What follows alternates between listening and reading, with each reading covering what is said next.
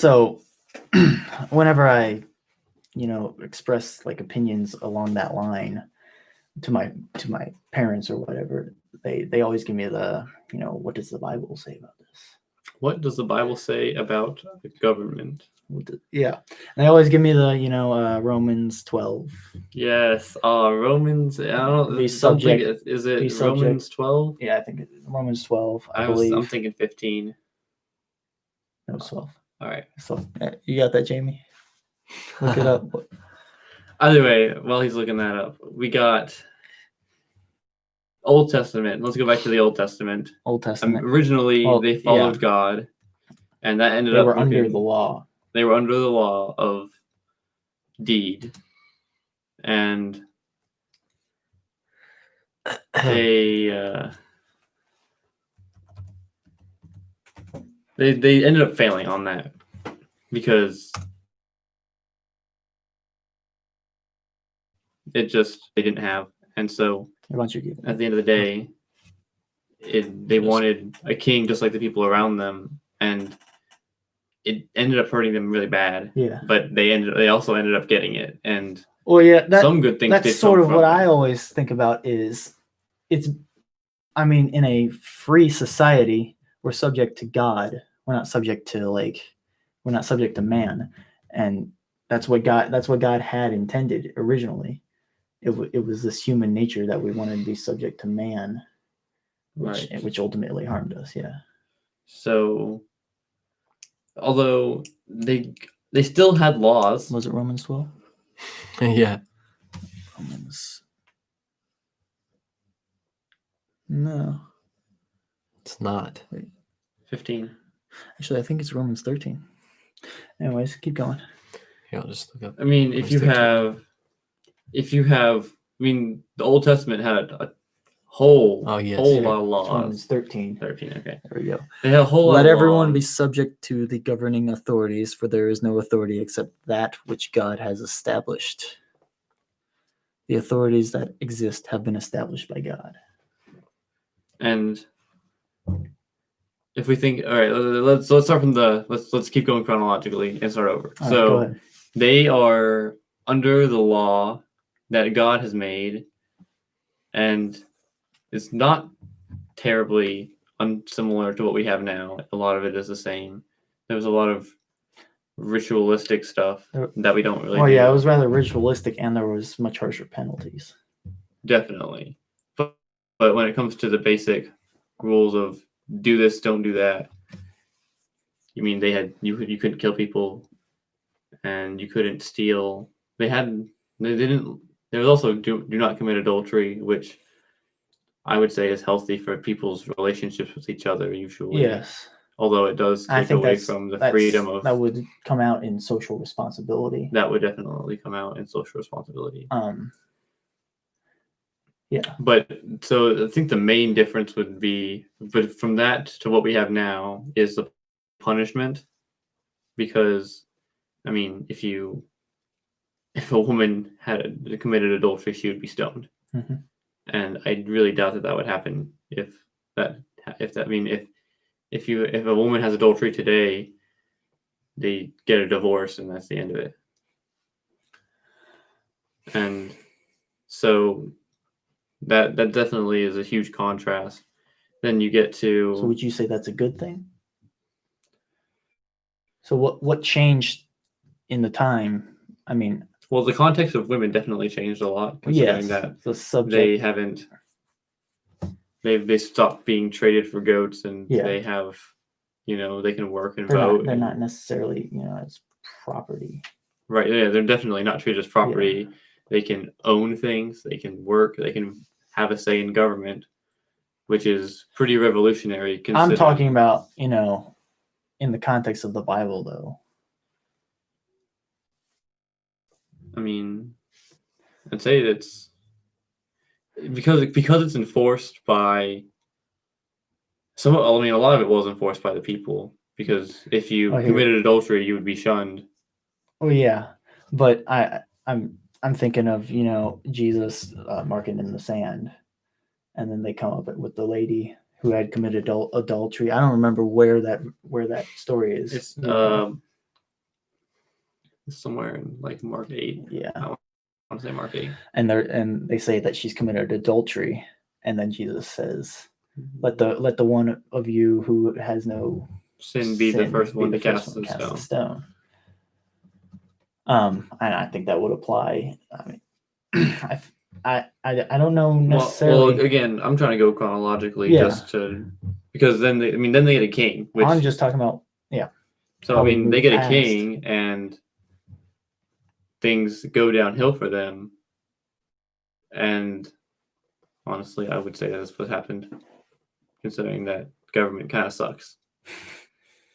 So, Well, yeah, and the king, when the kings turned away from God, I mean, they were always that was pretty it harshly was always punished. terrible for the Right. people, and rather than them being able to dictate their own lives and relationship with God, it was based upon what the king was doing, because they were following him. That is They true. wanted to be subject to him.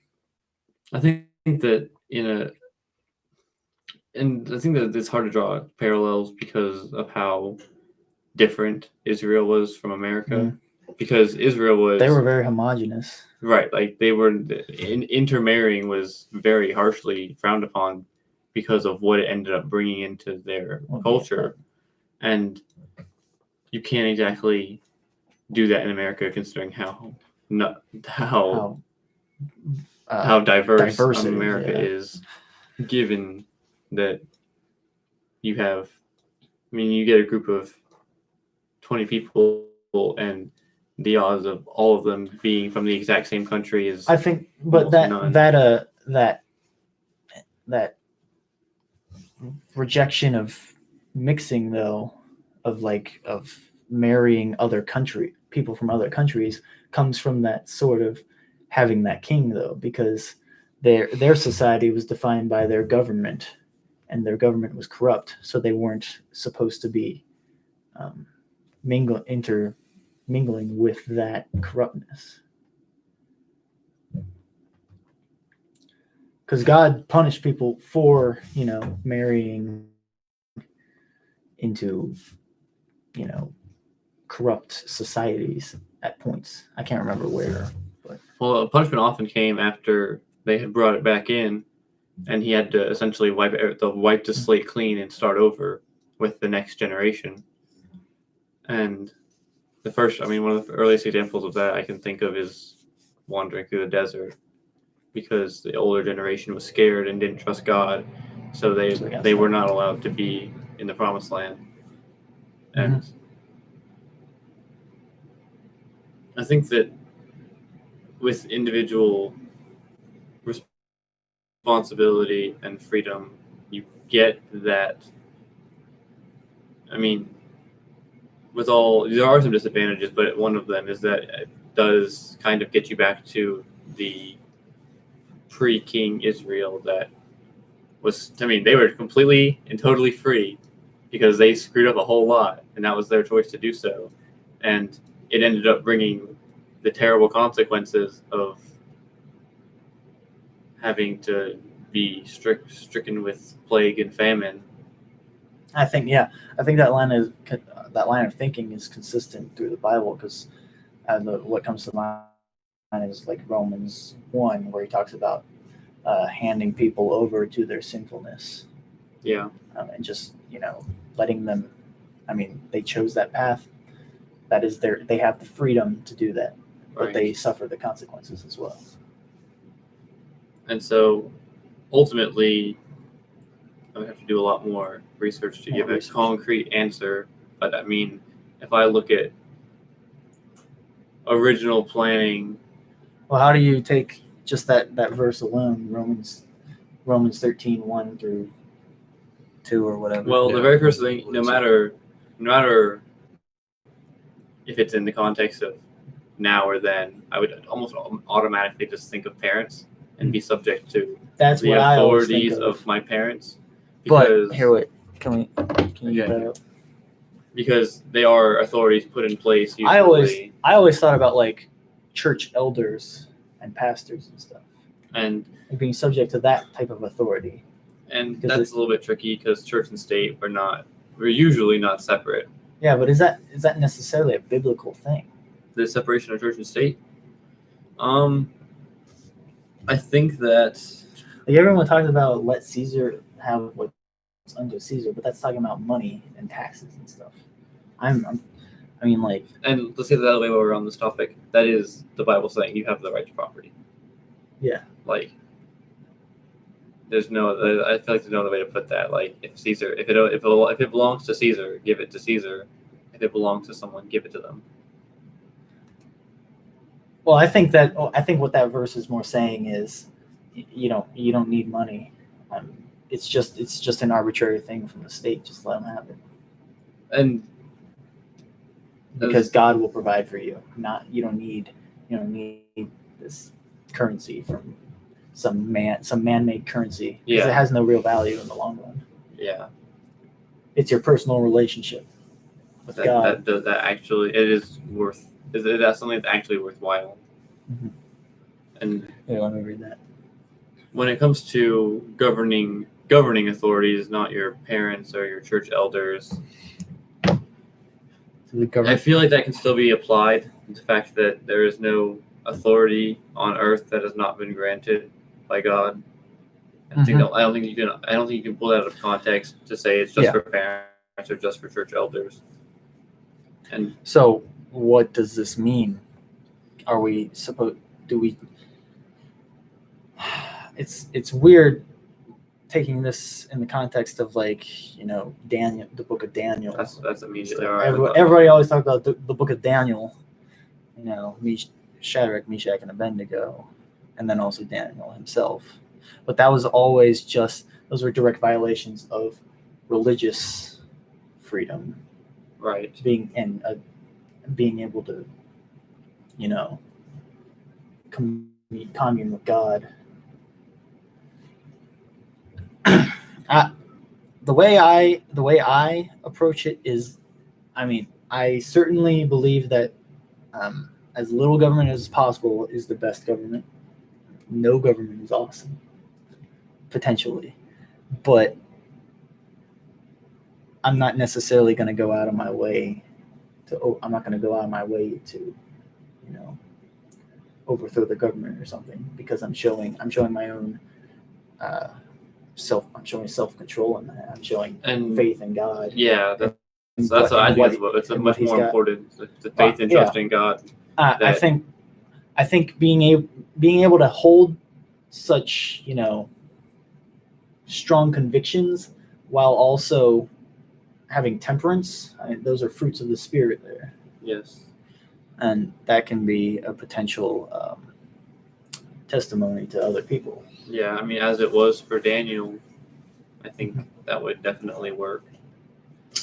And when it comes to your parents, that's definitely the first thing I go to, is because you don't get to choose your parents, and that's almost God giving. It's almost going back to the fifth commandment of honor your mother and father. And your mother and father aren't necessarily always right, but you submit to them, right? Because that can be a testimony to them. And even though they're not always right, they usually are. And so it's even though it's not perfect, just as people are not perfect, it's a great way to get started as a 5-year-old or a 10-year-old who has got no experience in life. You can take guidance from someone who does. And so I think that it becomes more to natural. I don't think government is natural. I think if something that was required, so we made it, but you can't have human without parents. And so, and I think that authority, that kind of authority, that's natural, because it has that personal connection. Yeah. Rather than this, you don't have any real connection to like Donald you Trump just or Joe know Biden. of them. You don't really know them. And it's much easier to submit to someone and to just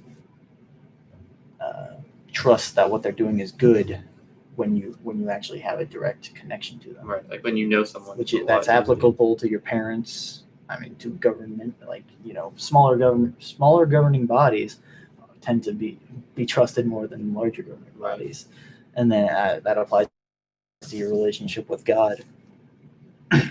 Because the more personal you become with God, the more you're just going to be able to trust Him and Right. Have faith that it'll turn out all right in the end. Yeah, and when it comes to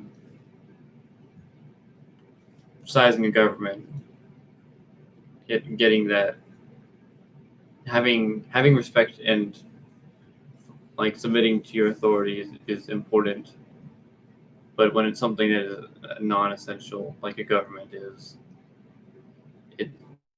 it's not always applicable to someone who doesn't have that government, but to someone who has parents, to someone who has a body of authority, whether that be by a church or anything else. Submitting to that shows that ultimately, I think it shows you have faith in God. Mm-hmm. And that's really the biggest. I think the biggest issue with this entire sort of conversation is that it's not necessarily a black and white thing. God, in the end, it's just a matter of prayer and what God tells you to do. Because sometimes you're not going to be able to tell if a certain edict or law is in violation of like the Spirit's God's calling, commandments, right, and whatnot. And you just have to be constant in prayer and just be vigilant for that kind of stuff. And I think that's great and all, but that all we have neglected to bring up the issue of the diversity again. The fact that not everyone's a Christian, and you're definitely not going to get everyone to be a Christian. And so being in submission to different bodies, like you almost need separation of church and state to have that, to have diversity as well. And I don't think you can exactly do that in such a diverse place as America. Well, I don't think you can establish I think the problem is you can't have laws without the church. I mean, you can't say that murder is wrong without the church, because in the end, if we take this naturalistic viewpoint, it's just selection. Right. You can't say that theft is necessarily wrong without the Bible. I mean, just because it makes you feel bad, I mean that's just selection. Right. So if we want true separation of church and state, that means no state. But there's also multiple churches, because there's multiple doctrine for how to live your life. Sure. Like if you want to live your life according to people can Buddhism, subject themselves to whatever body they choose. That's where you end up losing. You can't. I mean, if you want to have a church and a state, and you just pick one arbitrarily, even people are going to be unhappy, and you're going to. If you pick a church and a state, just pick two. Like no, if you pick a church to go along with your state, okay, however small it may be. Well, that's what we have right now. People are unhappy because America is obviously a Christian nation, and they don't like agree it. with the Christian ideals. Right. So if we are going off of an economic standpoint, Christianity is not making enough people satisfied with the service, and they're tearing it down because they want something new. I wouldn't say it's necessarily Christianity itself. I would say it's imposed Christianity. And that could definitely be it. The problem, a lot of people say, we can talk about the rule of law and all that all we want, but a lot of people talk about these social programs, and some people would say that they're a necessity. I think rather than having a state, you would have a church. You would have a church in charge of those sorts of things, or any church. I mean, every church could have their own programs. And I really think I think it's biblical that it is in a Christian stance, it is the Christian church's responsibility to provide that sort of those social programs. And to play devil's advocate, I could just say that it's personal responsibility that the people who are on those programs have a responsibility to themselves, because Sure, they're the only people they're accountable to. what I'm saying, They should be the ones that dig themselves out of the hole.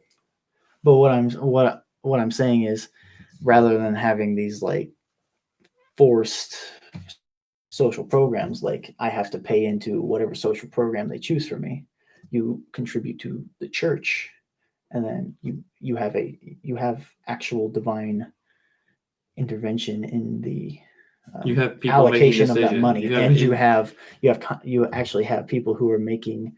They're not treating everyone like a cookie cutter, giving everybody the same paycheck. Right, it's the not, welfare system. I mean, it's not the people become more than numbers in that Mhm. system, because they're really not. And then anything more than that welfare means more than just making it through the month. It's also human beings care about human beings, and they want to be able to provide for other human beings. Yeah. And I think that would certainly help with the dissatisfaction with the Christian church, because right now, I mean, you have soup kitchens and stuff, but aside from that, you don't have a ton of Christian social programs like that. yeah, I mean, and not to say that they're not there. It's just people are so reliant on the state that they don't go looking for it where they should be. yeah. And if you were to get rid of those social programs and instead use the resources that individuals give the church, that again gets people to, I think that puts them in a place of accountability to themselves, and that's it. And so that could very easily be achieved with a smaller government, where people are ultimately accountable to themselves and to God. Yeah. And the people who don't, and the people who support social programs now would then be responsible.